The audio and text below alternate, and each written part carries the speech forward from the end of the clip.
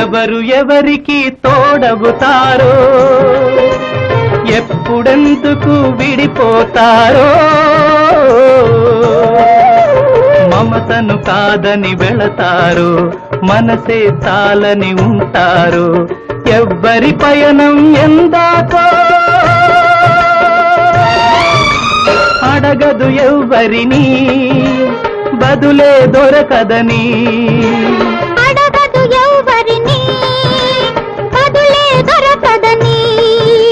ఓ బాటసారి ఇది జీవిత రహదారి ఎంత దూరమో ఏది అంతమో ఎవరు ఎరుగని దారి ఇది ఒకరికి సొంతం కాదు ఇది ఓ బాటసారి ఇది జీవిత